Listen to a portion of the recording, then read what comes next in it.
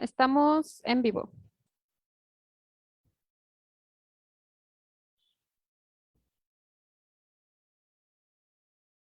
Muy buenas tardes. Agradecemos a todos los que nos sintonizan a través de Facebook.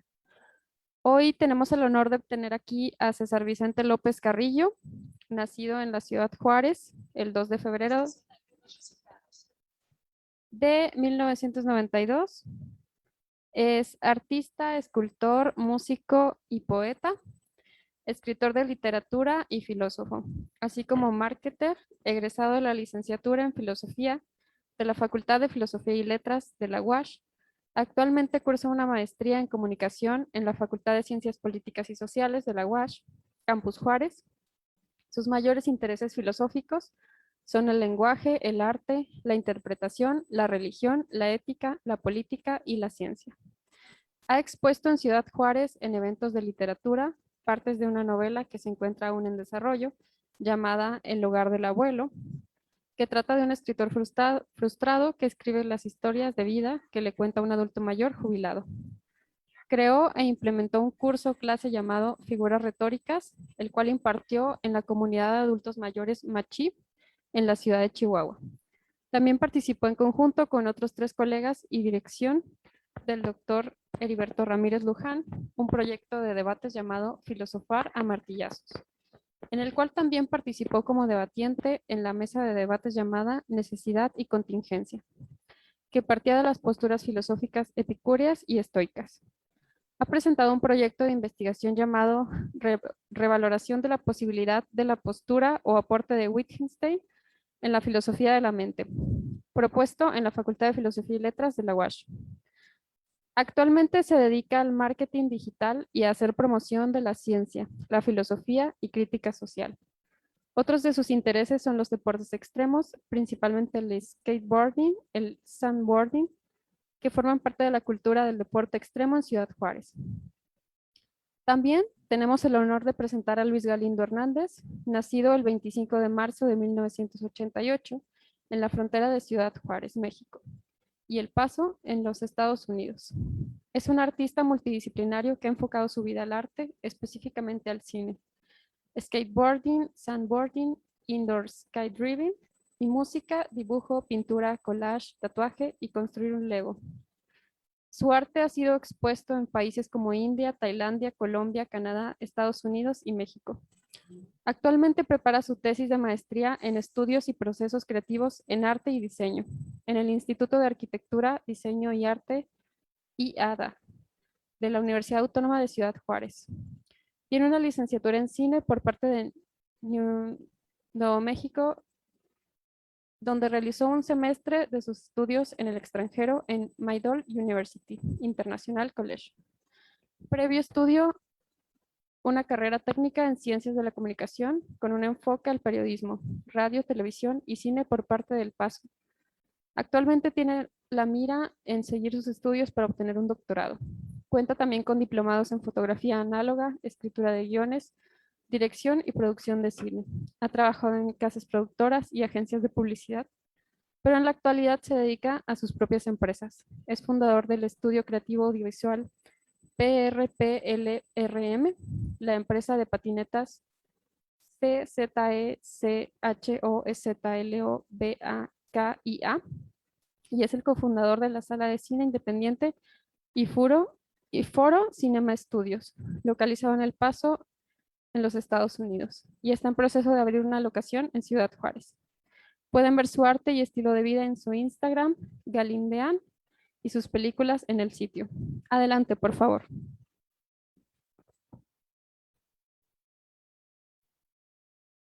Buenas tardes, muchas gracias por asistir a todos. Yo voy a empezar con mi ponencia, en la cual trata de la hermenéutica gadameriana y de la comunicación. Les voy a dar primero un pequeño contextito así de dónde surgió. Bueno, este trabajo nace de la influencia que los años en la universidad tuvieron en mí. Sin querer y con el tiempo me he encontrado con aspectos de nuestra vida que me refieren siempre al lenguaje, a la comunicación, a la tarea de Hermes, el dios del lenguaje. No sé si me escuchan ahí muy bien. Bueno, cuando terminé la licenciatura estaba en proceso una tesis relacionada estrictamente con la hermenéutica y la filosofía del lenguaje, Wittgenstein y filosofía de la mente. En este trabajo no voy a andar en ello, pero lo menciono porque es parte del contexto en el que surge. Pues por cuestiones personales y algunas ajenas a mí, quedó inconclusa.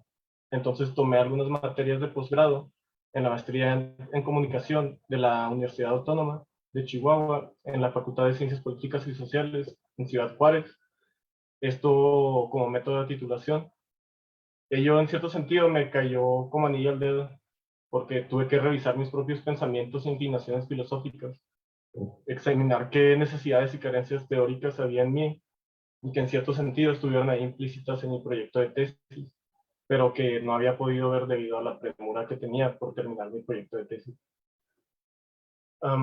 Entonces me di a la tarea de revisitar mis notas de clase, mi proyecto, algunas otras inclinaciones que tenía, etcétera, etcétera, para poder redireccionar mis esfuerzos.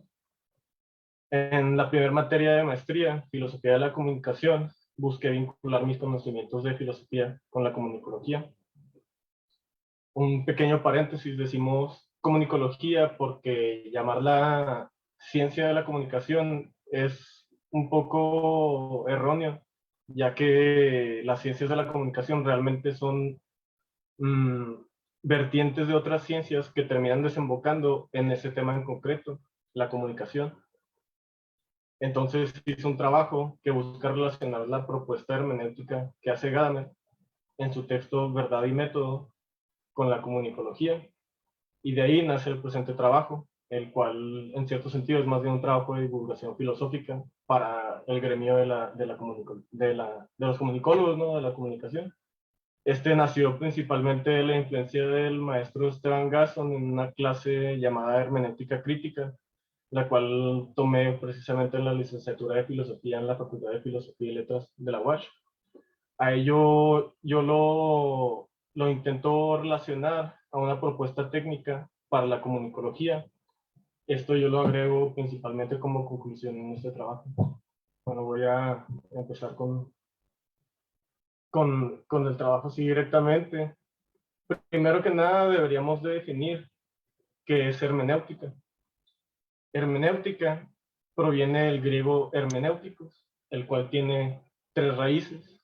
Hermeneu, que significa yo descifro, tecné, arte o técnica, e icos, relacionado a, lo cual nos da a entender que es arte o técnica relacionada a descifrar o relacionado al arte o técnica de descifrar.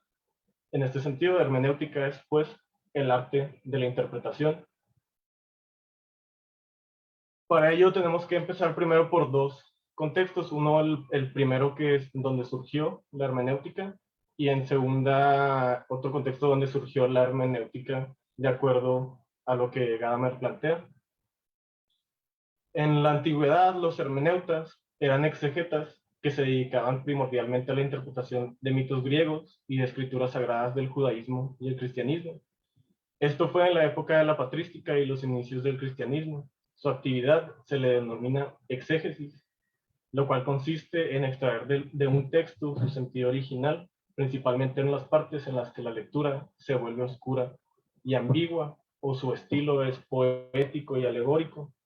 Tenía principalmente una labor apologética de sus creencias, es decir, intentaban justificar por qué creían que esa interpretación, vamos a decir, de un texto judío o un texto cristiano, ellos creían que era de tal manera y por lo tanto iban a vivir de cierta manera, ¿no? O etcétera, etcétera, ¿no? ¿Qué interpretaciones ellos iban a tener y por qué las sustentaban, ¿no? Luego con el tiempo, al iniciar la disciplina de la historia, iniciar decimos porque empieza a personas a hacer recuento, ¿no? De lo que sucede en aquellos tiempos. Se amplió su uso a otros tipos de textos, principalmente a los textos que narraban la historia antigua. Nos vamos pues a otro contexto más cercano, bueno, cercano entre comillas, porque pues al menos no es tan viejo como el de la antigua Grecia o de la patrística. La historiografía. El desarrollo de la ciencia de la historiografía planteó problemas para los primeros historiadores, para ponerse de acuerdo en qué método era el más adecuado para interpretar la historia.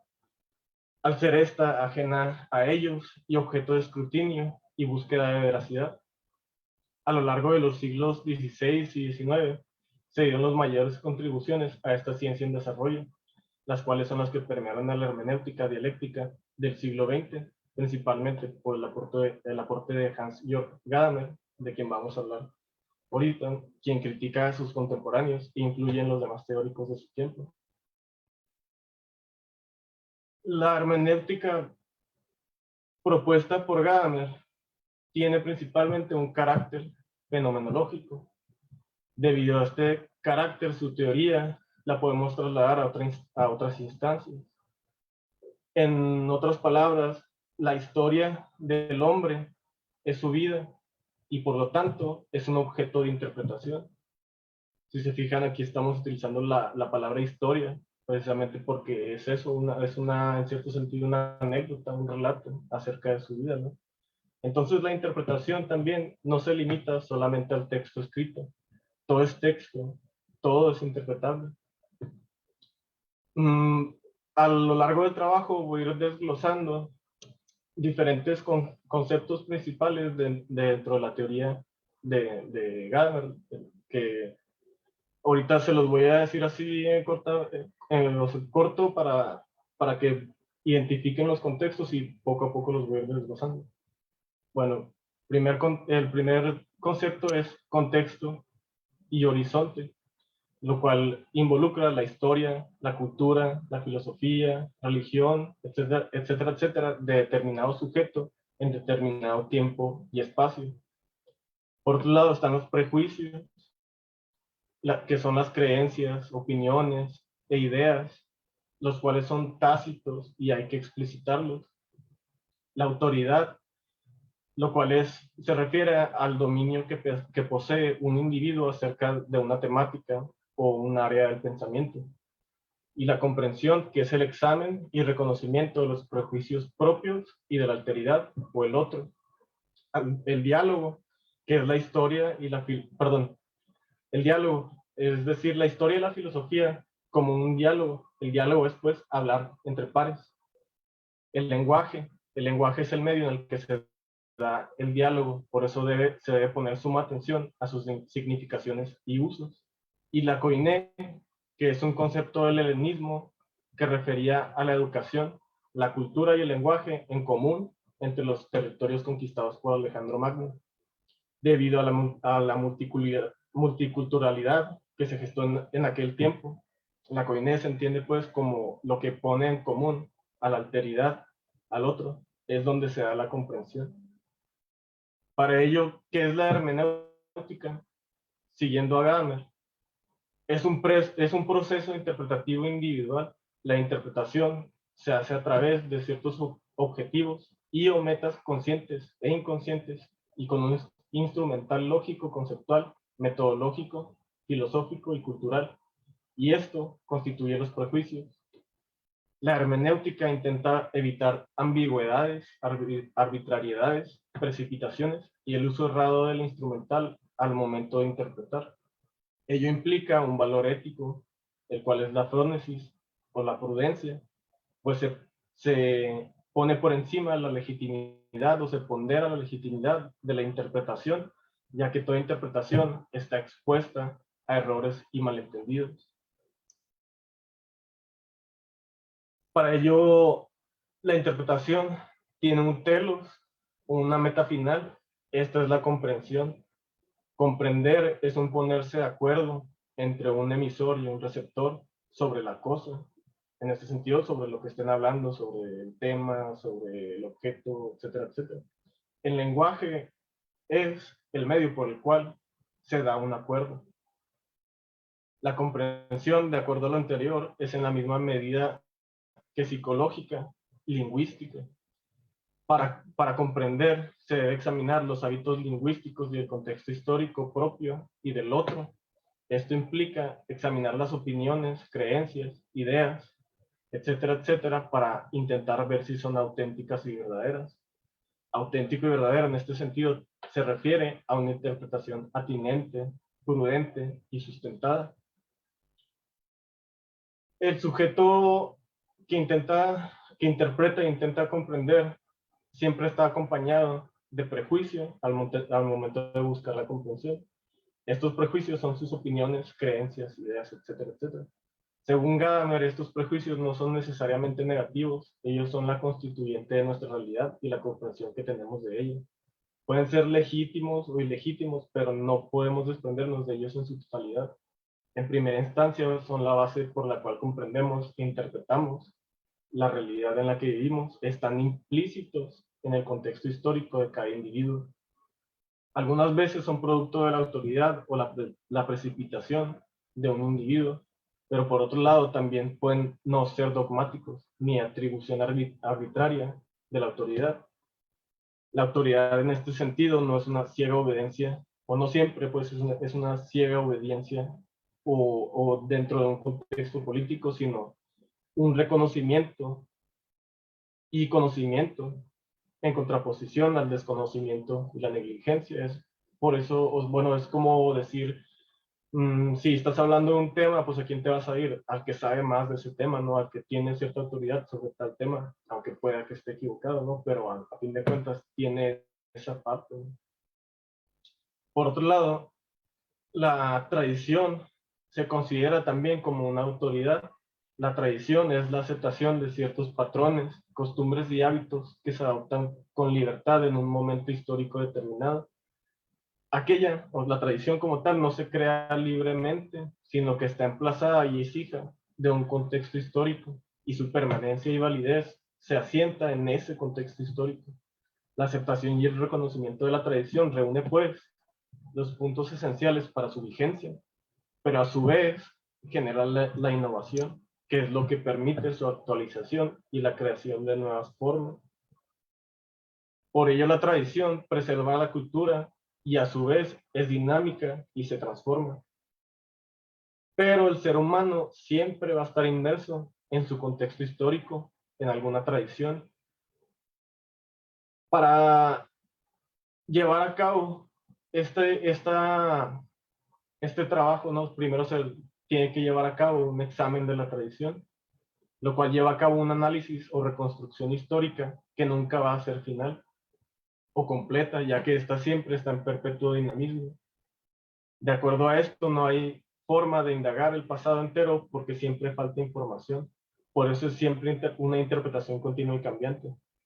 Implica, a su vez, una participación y realización del mismo sujeto que está interpretando la historia o un texto, etcétera, etcétera. Con este examen de la tradición intentamos comprender lo que se está expresando. En ella se involucra el prejuicio y la precomprensión o un conocimiento a posteriori. Debido a ello se da el sentimiento de extrañez y familiaridad con un mensaje. Hacer hermenéutica como tal es la integración de lo familiar con lo extraño, la familiaridad y la extrañez.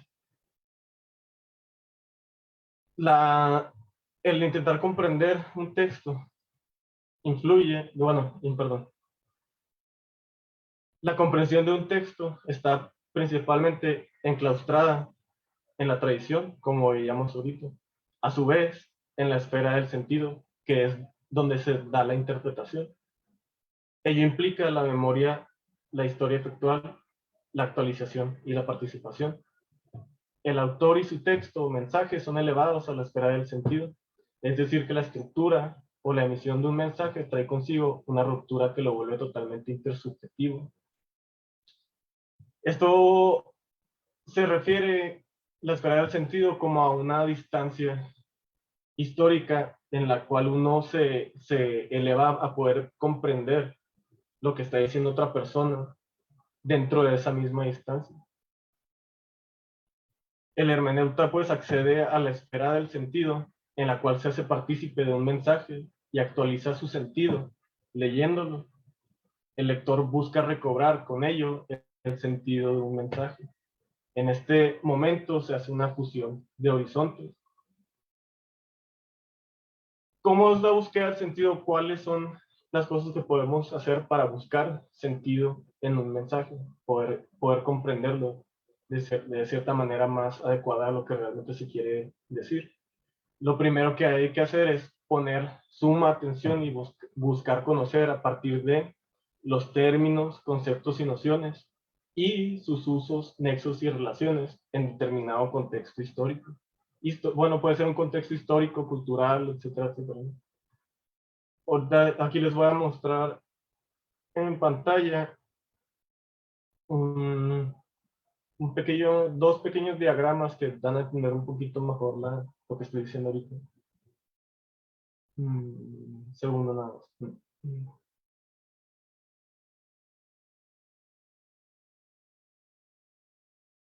Esto sería un diagrama de la esfera del sentido. Aquí podemos ver cómo el autor que escribió un texto determinado y el lector tienen esa relación. No es una relación unilateral, sino, bueno, obviamente el texto pues ya está escrito, ya el autor ya no puede decir mucho menos que esté vivo, pero el lector no tiene una relación unilateral en el que el texto nada más le dice y no tiene ninguna reacción o es totalmente pasivo ante lo que está leyendo, ¿no? Ante lo que está entendiendo del mundo. ¿Por qué? Porque tiene un contexto, porque tiene un lenguaje, al igual que el autor y el texto.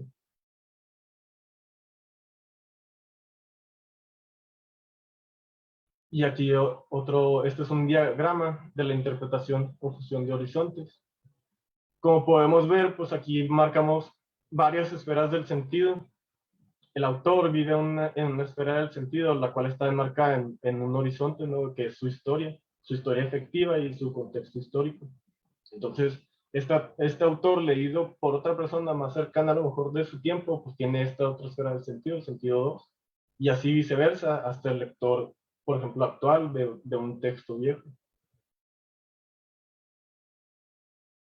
El horizonte, pues, de esta manera se vuelve como la unión entre estas esferas del sentido, ajenas a una a la otra, de cierta manera, por la historia que los separa.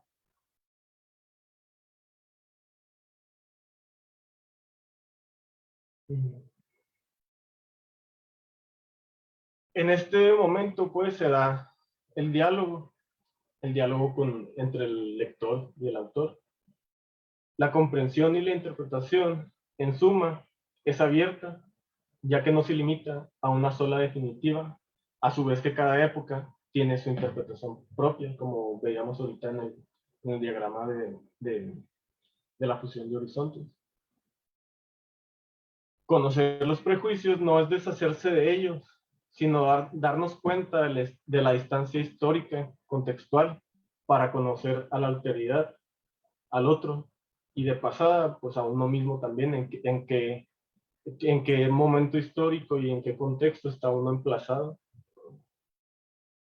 La fusión de horizontes sirve pues para ver un medio que una lo uno con lo otro y le permita ver su continuidad en la historia o el desarrollo histórico en el que está inmerso. Ver el diálogo y hacerse partícipes, actualizarlo, es como la parte principal, ¿no? de la función de horizontes. Pero eso sí, no hay que presuponer objetividad ni neutralidad, pues la conciencia hermenéutica debe estar atenta a la alteridad, debe tomar siempre una posición intersubjetiva. Dentro de ello, pues siempre está el lenguaje y la comprensión, cómo están relacionadas estas dos. La comprensión es principalmente lingüística, pero también está conformada, como decíamos ahorita, por el sentido, el significado, el diálogo, la fusión de horizontes, la historia efectual y las tradiciones. Esto da sentido a la existencia de las personas en cualquier momento determinado de la historia. En cualquier, y de todos modos en el lenguaje y la comprensión en cualquier momento siempre va a aparecer la escritura y el lenguaje. Y comprender es una actividad en parte psicológica, pero también una actividad del pensamiento con la palabra y la acción. Es decir, nuestra existencia también está ligada directamente al lenguaje y la comprensión y el uso que hacemos de él. La comprensión por ello mismo es un fenómeno sociocultural. Sin embargo, la comprensión a veces tiene dificultades, por ello buscamos otras formas de hablar o incluso implica traducir. Por otro lado, la hermenéutica no va a lo psíquico de la persona, a lo interno, pues busca atenerse a lo explicitado por un autor o emisor. Perdón, busca atenerse principalmente a lo explicitado por un autor o emisor o al diálogo que se está efectuando. Es pues una mediación entre lo propio y lo ajeno, una apropiación y una recreación del uno con el otro en el diálogo.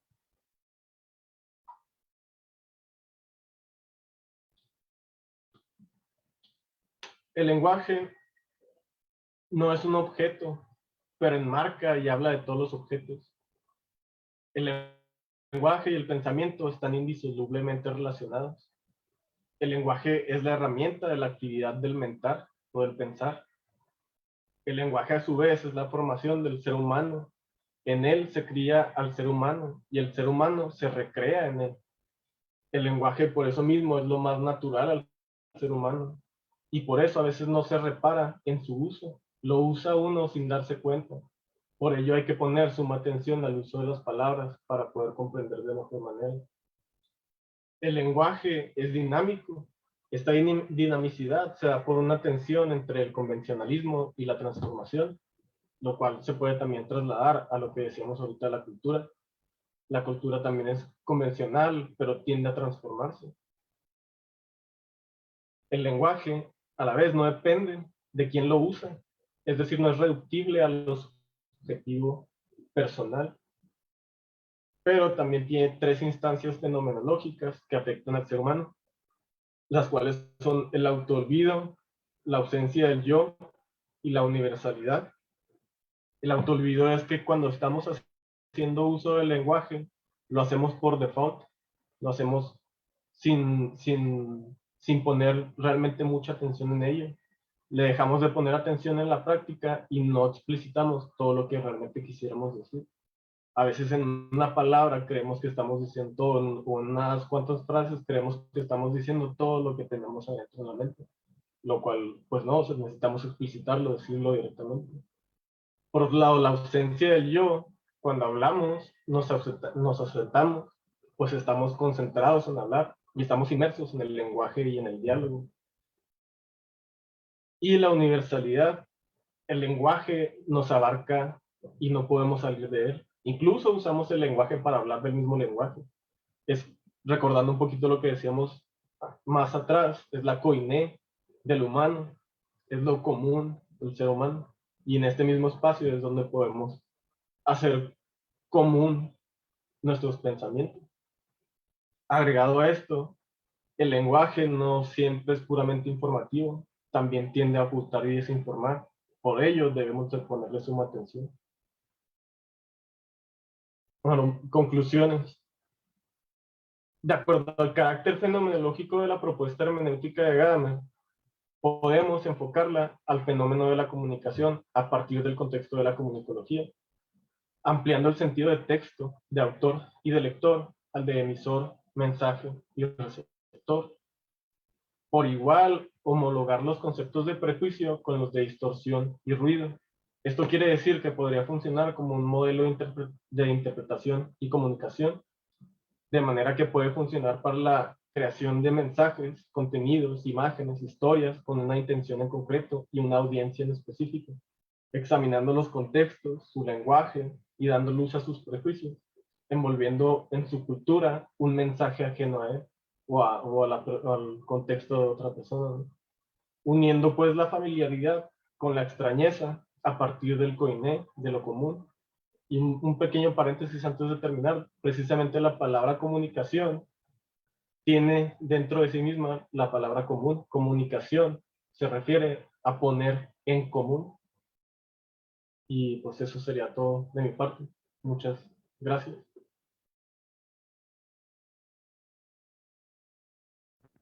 Agradecemos a César Vicente López Carrillo por su excelente ponencia y damos pie a Luis Galindo Hernández a que continúe. Muchas gracias, buenas noches. Muchas gracias por tenerme de invitado para esta ponencia. A ver, voy a encender mi cámara. ¿Qué tal? Muy bien, pues buenas noches. Voy a dar inicio a esta presentación. Voy a compartirles mi pantalla. Muy bien. Y aquí pueden ya ver mi pantalla. Perfecto. Ok. Pues comencemos. Primero quiero iniciar por explicarles un poco de dónde viene esta presentación y por qué y qué es lo que significa y qué es. Mi nombre es Luis Galindo Hernández. Yo soy un artista y el gremio artístico que más desempeño y que más he realizado a lo largo de mi carrera profesional ha sido la realización de cine, en específico de cine independiente.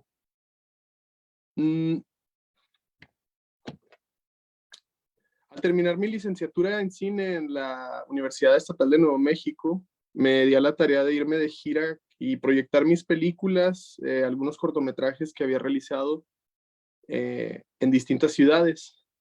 Inicié esta gira en la ciudad de Austin, Texas, donde proyecté 6 cortometrajes en un evento. Durante este tiempo que estuve en Austin dándole promoción a mi proyección, me di cuenta de qué tan fuerte era la necesidad de otros artistas, no solo cineastas, músicos, pintores, diseñadores gráficos, etcétera, de que las personas vieran su arte. Esto fue algo que me saturó, me saturé un poco de ver tanta necesidad de todas las personas por ser escuchadas, ser vistas.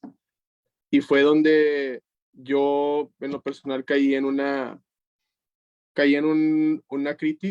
especie de crisis, una catarsis. Y aquí es donde empiezo a hacer mis citas. Y quiero hablar de La Torre.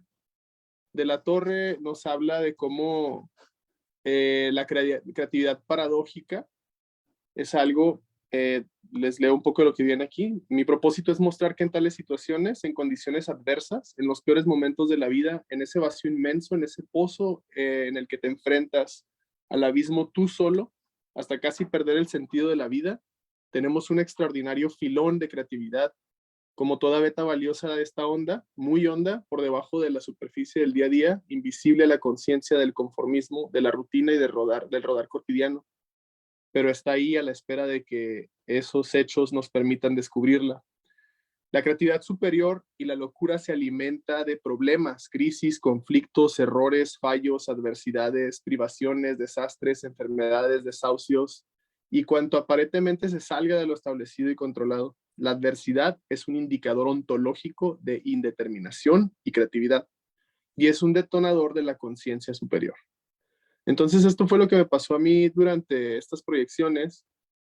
Al día siguiente de la proyección de Austin, invité a los 2 músicos que habían cantado en el evento de la proyección. Me habían pedido si podían ellos compartir su música y su performance. Y al día siguiente cité a estas 2 personas para grabar. No sabía exactamente qué era lo que íbamos a grabar o filmar, pero yo les decía que íbamos a trabajar en una película, en algo de cine independiente.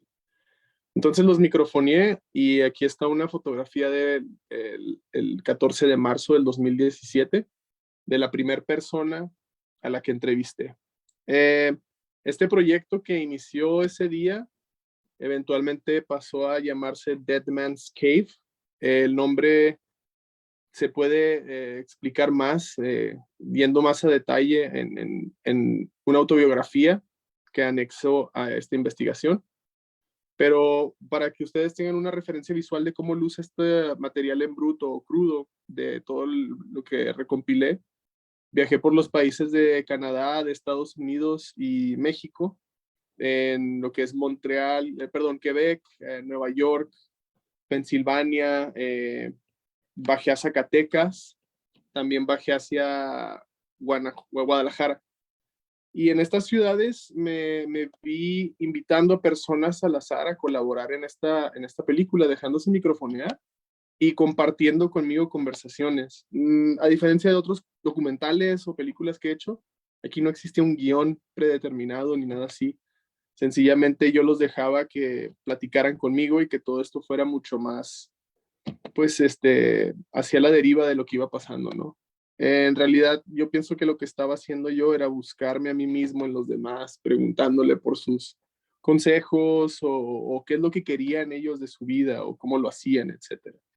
Entonces ya, ¿no? Tras haber convivido con 97 personas aproximadamente en estos 3 países, en francés, en inglés y en español, pues terminé con muchísimo material audiovisual en blanco y negro de personas pues compartiéndome sus experiencias desde filósofos, psicólogos, pilotos aviadores, artistas, atletas, desde niños hasta adultos, y todos me compartieron mucho pues sus experiencias.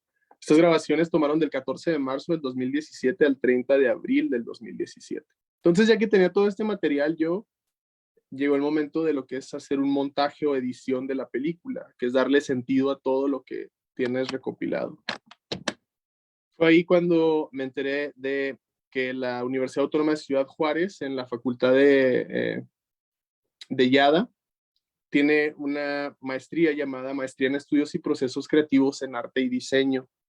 Yo ya había sido aceptado para una maestría en cine, pero ya me sentía un poco atorado estudiando nada más cine. Esta maestría me llamó la atención porque era la búsqueda de un registro académico científico en cuanto a lo que es el arte. Parece ser que el arte es algo muy esotérico, algo muy espiritual o muy personal y no tiene una justificación o pues una razón de ser o de existir, ¿no? Entonces, si vamos a la página de la MEPCAD, la Maestría en Estudios y Procesos Creativos en Arte y Diseño, uno de sus objetivos específicos es desarrollar investigación-creación e investigación basada en la práctica proyectual, que nutra el campo de las artes y el diseño, sintetizando y aplicando soluciones basadas en métodos, estrategias y técnicas que eficienten los procesos creativos. Entonces, esto fue algo muy, pues, me llamó mucho la atención porque siento que no hay mejor cosa que estudiar y ser ahora sí que lo más específico posible que el trabajo de uno mismo, ¿no? Entonces, aquí es donde ya encontramos que Dead Man's Cave, esta película que aún no era montada, era una creación, pero también llevaba a una investigación en la cual podríamos encontrar pues cosas, ¿no? Y esto es acerca del proceso creativo para realizar cine independiente. Entonces, ay, perdón. Disculpenme. Spoiler alert. Muy bien. Entonces, el título de mi investigación es Creatividad aplicada al montaje de cine independiente, 4 métodos, 4 películas, 39, 20, 36, 36, Cueva del Muerto, Cap de Mort y Dead Man's Cave. ¿Cómo llegamos a todo esto? Mi directora, la doctora Hortensia Mínguez, ella fue quien me explicó que en su clase de taller de procesos creativos, ella utiliza un método en el cual invita a los alumnos a crear obras de arte utilizando uno de 4 métodos creativos, que es el inconsciente, el semiconsciente, el consciente y el supraconsciente. Entonces ella me dijo, deberías de estudiar estos métodos, sus técnicas, sus exponentes, qué es la creatividad, qué es el cine, qué es montar cine, para que ahora sí tengas todos los fundamentos y estés más preparado para montar esta película. Entonces, la investigación que realicé fue con un enfoque idealístico, estilo empírico y cualitativo y un método autoetnográfico. Para explicar mejor lo que es un enfoque empírico idealista de Berros y Diseño, nos dice que admite trabajo de campo, esta investigación, acciones investigativas tales como diseños de convivencia, inducción reflexiva, la etnografía, la investigación, acción participativa, entre algunas otras investigaciones de carácter estructuralista, o sea, donde domina el sujeto sobre la evidencia. Eso es importante. Lo voy a repetir. Domina el sujeto sobre la evidencia o sobre la misma teoría. Es que aquí cuando tus palabras son más importantes que cualquier teoría o que cualquier evidencia. Y esto la convierte la evidencia en imágenes, en sensaciones y en emociones, como lo más importante de la conciencia, y esto permite reforzar o reconstruir constructos teóricos. Como vemos, es un estilo de investigación el cual lo que domina es lo que es la versión, la interpretación de los hechos y de los eventos de quien investiga. El alcance de esta investigación es descriptivo, con diseño experimental, y la recolección de datos es transeccional, o sea, terminada esta investigación no continúa habiendo más registro. Entonces, regresando a lo que nos decía de Berros y Briceño, del empírico idealista, aquí les muestro lo que fueron mis diarios, mis bitácoras, mis cuadernos de referencia visual que utilicé durante mis estudios. Y la investigación a través del arte y el diseño, como podemos ver, nos da actividades relacionadas con el trabajo de taller, la investigación de materiales, experimentar, investigación, acción, o sea, investigar y hacer, que es este juego de creas, investigas, es estar registrando y ejecutando. La investigación va de la mano de un registro escrito de procesos y se llevan en lo que se estudia y lo que se crea o lo que se quiere buscar. Es esencial reunir y sustentar la evidencia. Entonces, estos diarios de investigación deben de tener paso a paso lo que contextualice y que permita contextualizar descubrimientos y resultados de la experiencia y la práctica. Esto viene por parte de Christopher Freiling. Al final les dejaré las referencias también de estos textos que estoy citando. Entonces, como vemos, esto se realiza con técnicas narrativas textuales, con base a notas generadas en un diario y bitácora, referencias bibliográficas, citas textuales y aportes científicos de diversos investigadores. También referencias visuales en un cuaderno, y pues son los que les enseñaba ahorita, ¿no? Aquí puede ir todo como fotografías, dibujos, ilustraciones, recortes, collage, pósters y volantes. Aquí quiero hacer una pequeña paréntesis en cuanto a la diferencia entre lo que sería una investigación orientada en la práctica y una investigación centrada en la práctica. Esto según Fatina Saikali. Aquí podemos ver mucha información y se los voy a resumir de una manera más sencilla. Una investigación orientada en la práctica es una combinación de investigar y hacer un proyecto creativo basado en un estudio de caso. O sea, tú investigas mientras estás realizando un proyecto. La diferencia entre la orientada, y ahora voy a cambiar a la centrada, es que la práctica de hacer diseño o en este momento de hacer arte es lo que forma la investigación. O sea, en mi caso, como podemos ver, eso fue lo que ocurrió. Yo primero grabé la película y después me dirigí a hacer investigación. De haber sido al revés, de una manera en la que yo llego a la universidad, empiezo la investigación y empiezo a hacer la práctica, ahí sí sería orientada. Por lo tanto, esta investigación es centrada en la práctica.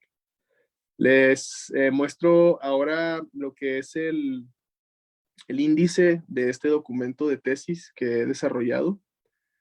Como protocolo, tenemos lo que es la introducción, preámbulo, planteamiento, preguntas, propósitos, probanza y plan. Esto, como saben, en toda investigación científica tiene que estar en orden antes de dar inicio a lo que es la investigación.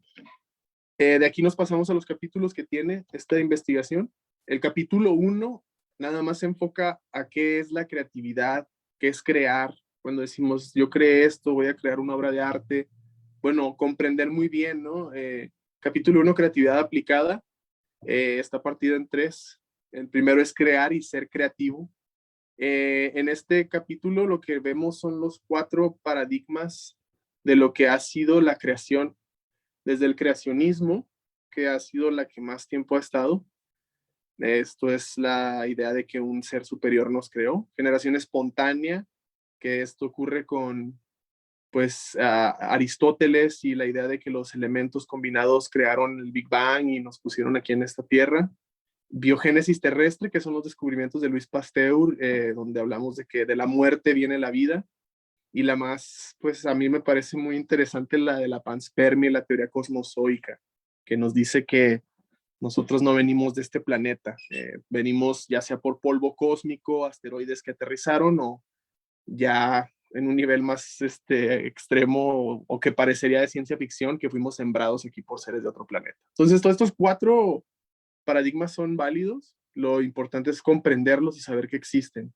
Incluso ahora ya que estoy terminando y que estoy en lo último, me llegan otras cosas, ¿no? ¿Y qué pasa si existen de otras dimensiones? Tal vez venimos de otras dimensiones, pero con estas 4 que son las que tienen más, han estado más como paradigmas, es con las que nos quedamos. De ahí el segundo capítulo, concepto de creatividad. ¿Qué se ha dicho de la creatividad a lo largo de los años? Se ha dicho que es es imaginación, que la creatividad es una capacidad, que la creatividad es para resolver problemas, autorrealizarse, que es una inversión, que es una interacción psicosocial o que es paradójica. Me voy a detalle en cada uno de estos apartados en la tesis para explicar quiénes son los exponentes, qué estudios se han hecho y qué publicaciones se pueden visitar para ver esto. Finalmente, lo que les platicaba que me dirigió la doctora Hortensia Mínguez en la UACJ, lo que es los 4 métodos creativos, los que son los 4 métodos creativos, el inconsciente, semiconsciente, consciente y supraconsciente. En el inconsciente se abre en 2 ejes binarios, que sería la gnosis fisiológica y el automatismo físico y psíquico. Por último, en el siguiente capítulo en el capítulo número 2, el último es el 3. En el capítulo número 2 se habla de lo que es el montaje cinematográfico. ¿Qué es montar cine? Para esto me vi obligado a hacer un estado del arte que viene como un anexo en la tesis, a hacer un estudio. Como muchos de ustedes sabrán, el cine tiene aproximadamente 126, 127 años de antigüedad desde que los Lumière hicieron la primera proyección en el Café des Capuchins en París. Entonces, 126, 127 años, hay mucha información de cómo ha ido progresando y cómo se ha ido armando este gremio artístico. Y esta fue una investigación muy, muy informativa, ya que descubrí cosas que a mí no me habían enseñado. Por ejemplo, para nombrar una rápidamente, es el hecho de que el primer cineasta de ficción se le atribuía al aterrizaje a la luna de Lumière, pero estudiando y buscando más allá de los libros que fueron los que a mí me nutrieron durante mi licenciatura y mis estudios técnicos de cine, descubrí que fue una mujer que se llama Alice Guy. Obviamente por los años pasados que hemos vivido y la represión que ha existido en contra de la mujer, su nombre fue borrado de los libros de historia. Entonces, así como esa cosa pequeña que es el inicio del cine, hay muchas cosas que fui encontrando y que me fueron ayudando para comprender. Aparte de este anexo, vamos a ver 4 visiones contemporáneas de lo que es el montaje de cine independiente. Estos 4 cineastas, Rodolfo Vox Rincones, Anthony Salgado, Marcela Arteaga y Laura Bustillos, son colegas, son mis amigos y he colaborado con ellos en películas.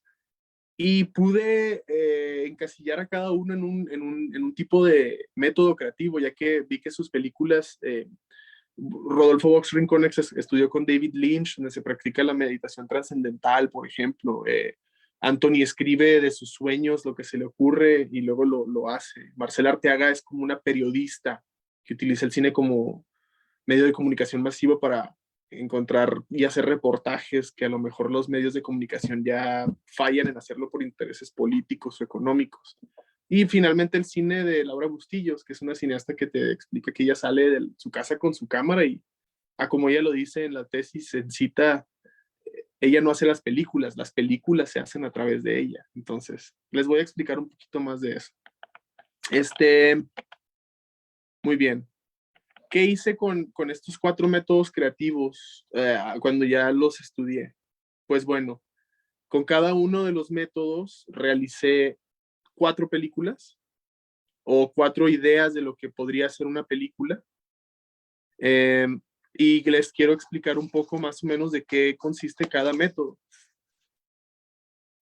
El supraconsciente, que es el primero que pude idear de los 4 montajes, fue el más fácil, ya que dice, el supraconsciente es una habilidad íntima de conexión transpersonal, metafórica y multiforme. Para mí esto significó que la mejor manera de hacer una película, la cual tuviera un orden divino y estuviera montada de una manera fuera de mi comprensión y nada más es lo que es, fue poner todo el material junto, todo el material seguido. ¿Esto qué es lo que logró? Me logró crear una pieza de 39 horas.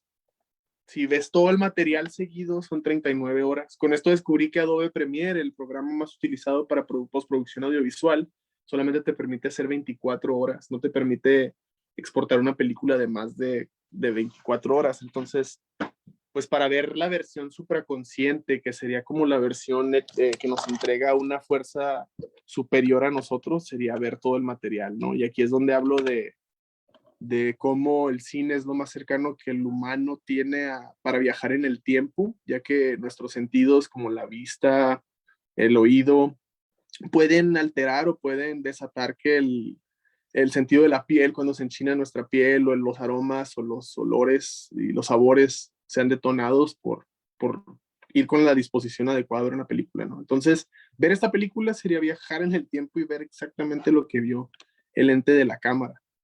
De ahí nos pasamos al inconsciente, que para realizar un cortometraje, fue lo que terminó de 5 minutos 55 segundos, llamado Cueva del Muerto.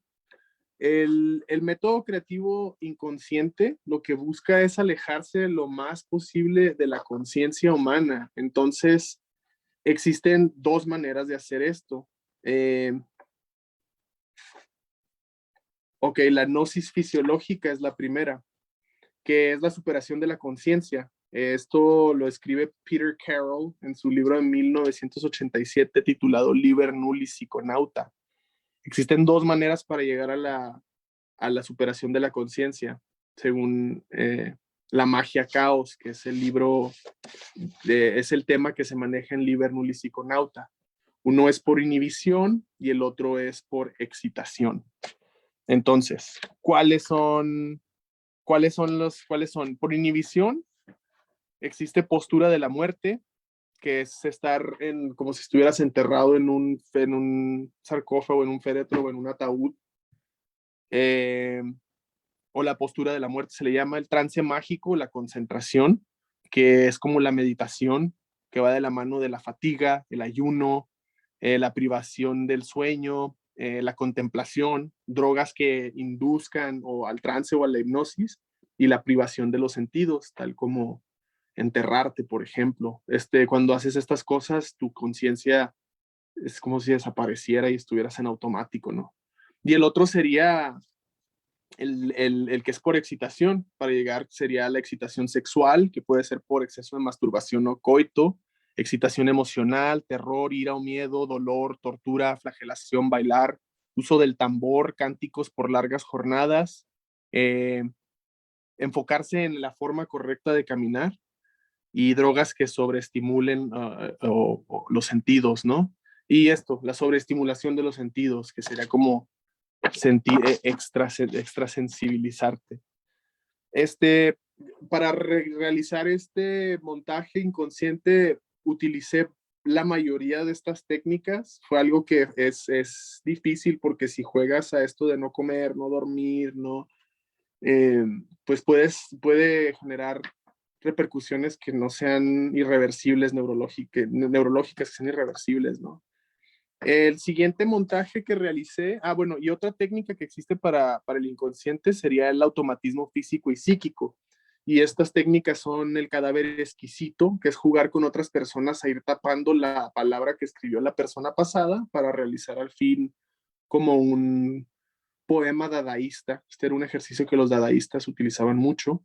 El dripping, que recordamos a Jackson Pollock, que es un pintor que agarraba la brocha con pintura y tiraba brochazos encima del lienzo, ¿no? Y eso era como una manera física y psíquica automática de que las cosas se manifestaran frente a él. También existe la carga pictórica, que es poner, empalmar cosas encima de cosas, y los mandalas, por último, ¿no? Crear o dibujar mandalas o esta idea. Entonces yo combiné todas estas cosas para poder llegar a este montaje. Un montaje muy divertido, se los prometo que cuando yo lo estaba editando y cuando lo estaba viendo me sentía como audiencia más que como realizador. Entonces fue un método que sí me sorprendió mucho los resultados. Para el semiconsciente utilicé otras técnicas, las cuales son el collage, que es la base del montaje de cine, que es cortar y pegar imágenes sobre imágenes.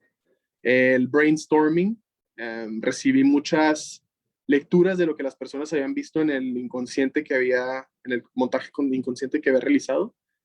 Escribir tus sueños, que es escribir las cosas que vienen de tu mente mientras duermes, ¿no? El cut-up o behavioral cut-up, que es cambiar algo de tu vida. Yo me fui hace un año que empecé a hacer este montaje semiconsciente, me fui a crear obras de arte con algo con lo que nunca hubiera creado antes. Una de las personas que entrevisté habla en esta película de cómo construir con Lego no es algo que te debes tomar muy serio, pero hay personas que se lo toman muy serio. Entonces de ahí dije, inconscientemente o involuntariamente, voy a hacer Legos. Por todo un año estuve haciendo puro Lego, escribiendo mis sueños. Y la paranoia crítica, la paranoica crítica, que es pues agarrar de todo, de lo que ves, como la pareidolia, que es ver en las nubes imágenes y de ahí transformar, ¿no? La lluvia de ideas, que es escribir todo lo que se te venga y eso es, sin mucha censura o ego. Y la cinética, que puede ser personal, es pensar si yo fuera, directa, la biomimesis, simbólica, que es usar palabras clave, analogías, que son conceptos contrarios, y la fantástica, donde lo que importa es que se satisfazca el realizador, ¿no?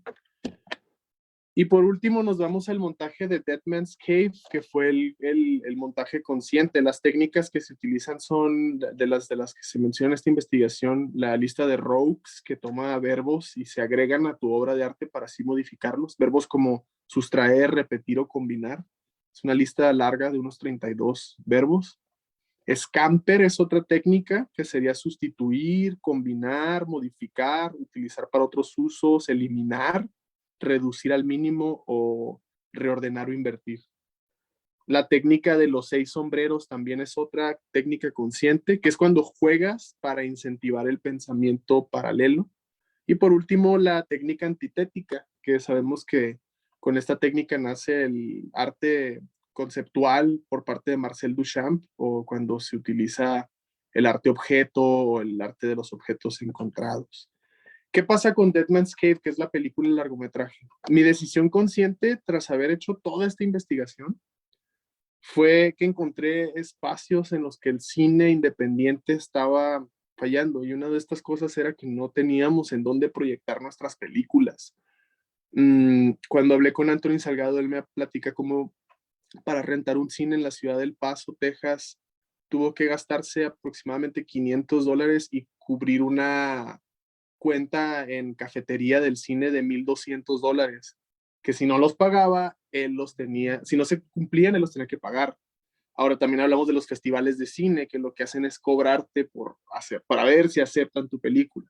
Entonces, me di cuenta de que en el cine no existían espacios para que los cineastas proyectaran sus películas y pudieran ver un ingreso o generar algo ya sea de la taquilla.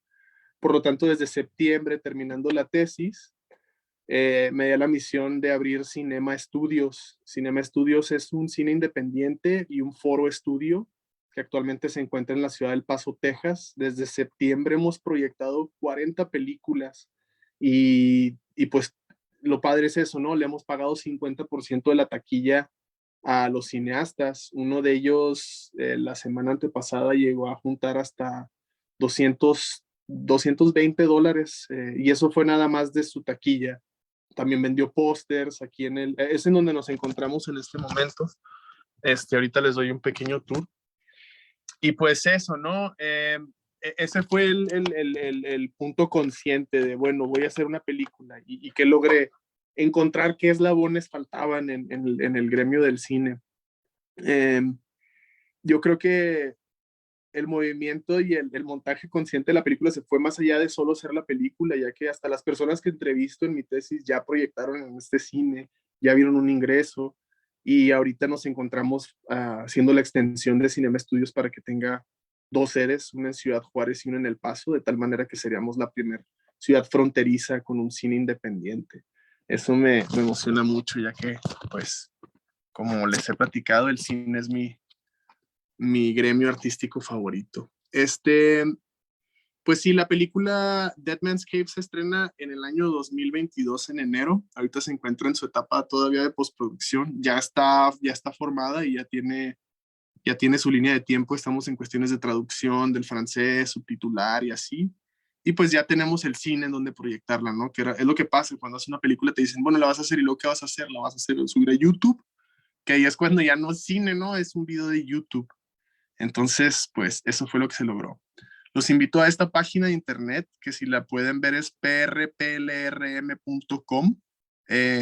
Si dan clic en movies, en películas, ahí van a poder ver Cap de Mort, que es el montaje semiconsciente, y Cueva del Muerto. Ya se encuentran ahí en la página esos dos cortometrajes y avance previo para que los vean. Y pues Cinema Studios, es esto que aún se encuentra, pues la película se presentará entonces. Por último, les dejo aquí las referencias. A finales, ya me encuentro pronto a entregar tener mi ponencia final de la tesis. Y pues eso es todo por este lado. A ver, estoy compartiendo. Dejar de compartir pantalla. Estoy viendo cómo dejar de compartir. Ahí está. Listo, ya me pueden ver nada más. Les muestro un poquito cómo luce un cine independiente. Esta es nuestra oficina. Aquí está el mes de septiembre, lo que proyectamos en octubre, eran cortos. Ahora estamos proyectando largometrajes. Los años de Otto de Persia Campbell, Dirt City, que es la película que les dije, que generó $220. Ahorita está Broken Galleri proyectándose. Ya proyectamos Cut the Tech. Y esta es la sala que funciona como un foro y ciclorama, pero aquí están los bancos. Aquí se sientan las personas y se proyecta. Entonces ya tenemos una sala de cine independiente en la ciudad. Eso fue entonces para mí contundente, importante. Creo que al principio me preguntaban, bueno, ¿y qué se logra con tu investigación, no? O sea, no puedes hacer una investigación y decir, pues la investigación es para hacer la obra. Eso es inválido, pero ya al final, viendo desde ahora y encontrando en conclusiones de esta tesis, es cuando investigas tu gremio artístico de pies a cabeza, pues encuentras cosas que faltan o que fallan o que hacen falta, ¿no? Y yo pienso que por eso fue importante realizar esta investigación. No solamente fui y edité una película como lo he hecho toda mi vida, esta vez fue ver cuál era la situación y el estado del gremio, qué es lo que se podía hacer y cómo mejorarlo. Entonces, pues eso es todo por mi presentación. Les quiero dar muchas gracias por su asistencia. Buenas noches.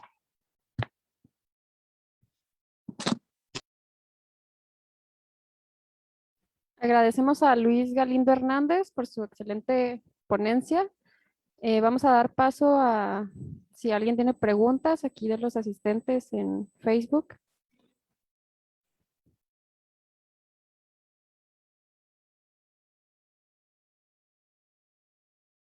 Por lo pronto, pues tenemos algunas felicitaciones. Dice César López, excelente Luis, un orgullo haber coincidido contigo, que sigan los proyectos y éxito. Manda saludos R.A. Cortés. Laura Carrillo, felicidades César, estamos orgullosos de ti. Miriam López pone manitas de aplausos.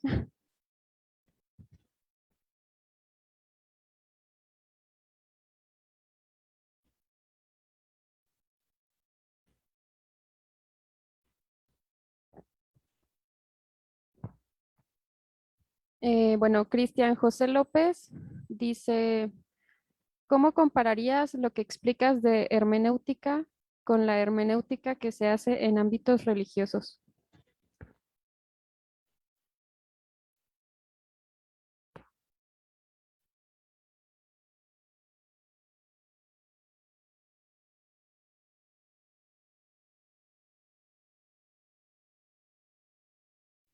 César, estás silenciado. Como decía, es importante principalmente dirigirse al lenguaje y la cultura que manejan, ¿no? Obviamente, si vas a hablar de textos religiosos o de la religión, pues tienes que saber mm, mm, el tipo de lenguaje que manejan y qué significa para ellos ciertas cosas, ¿no? Por ejemplo, si hablas de la prudencia, en este caso hablas de la fe, etcétera, etcétera. Para cada uno de los diferentes ambientes religiosos va a significar diferentes cosas, ¿no? Y a lo mejor van a tener ciertas interpretaciones del mundo que uno tiene que, a fin de cuentas, ir directamente a los textos y las interpretaciones que hay de los mismos textos. A lo mejor incluso entrometerse un poquillo más con los mismos contextos actuales en los que se está desarrollando, ¿no? La misma religión, en dado caso. Pero eso se puede aplicar a otros contextos, ¿no? O sea, puedes hablar de, no sé, de una subcultura o un subgénero de esa misma subcultura, etcétera, etcétera. O sea, eso es como, ya en ese sentido ya es pues un trabajo un poco de campo, ¿no? De meterse a ver como los hábitos lingüísticos que se tienen en diferentes contextos. No sé si respondí a su pregunta.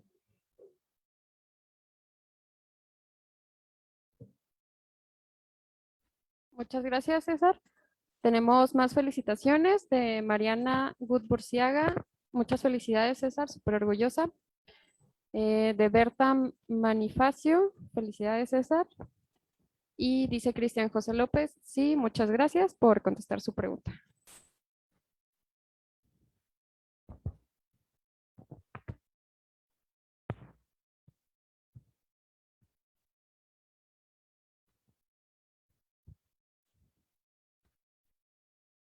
Bueno, parece que no tenemos más preguntas. Agradecemos a, comenta Cristian José López, por la parte de lo divino, ¿lo hiciste así?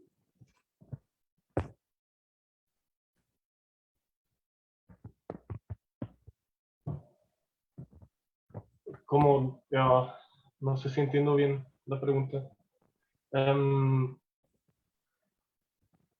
No, no precisamente, más bien es porque pues ciertamente incluso la misma palabra divino va a significar diferentes cosas para diferentes contextos. O sea, a lo mejor algo divino puede ser el dinero para alguien, o algo divino puede ser su propia existencia, algo divino puede ser otra cosa, ¿no? Puede ser, no sé, sus hijos, su casa o sus actividades, ¿no? Las cosas que les interesan, etcétera, etcétera. No creo, no lo hice directamente así encaminado al ámbito religioso. Eso puede, como digo, se puede ampliar a otros contextos, nada más eso.